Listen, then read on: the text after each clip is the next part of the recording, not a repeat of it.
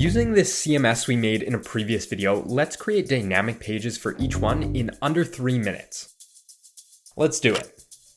First, jump into the CMS just like so. We already have our data set up along with a dynamic list page. So to set up the dynamic item page, we just hit more actions and then add dynamic page and item page right here. This is going to create a new page for each row of our CMS, just like this one here, and also set up a new column with the unique link to each specific page. Now that that's looking good, let's make some changes to the item page itself. We're going to match the Neo Brew list theme of our list page from the previous video on this item page. First, we'll change the background to make it really pop, rearrange the default cells that we have, stack the title, description, and our navigation buttons, and finally add our characteristic black box shadow for a modern theme. Nice. Now everything should automatically connect, but if you want to change something, just grab the element and hop into the CMS Connections tab. Double check that you're selecting from the right data set and grab the column that you need. You'll also notice that on this page, we have a dropdown that allows us to super easily switch between pages. And if we change the position of the text on this page, it actually is going to change for every single screen, behaving pretty similarly to a repeater element, but for pages. Now, to connect our item pages to our list page, all we need to do is first navigate back to the list page and then grab this repeater that we have, and we'll link the image to our item page. I'll also set it to open in the current window, and the last thing I'm going to do is add a pretty minimal back button to our item page just by linking our button to the dynamic list page just like so. And that is it. If we publish and click on one of these images, we end up at the right page, and we can even click through all of the CMS elements and navigate back to the list page. Want to see more of these? Check out another tutorial.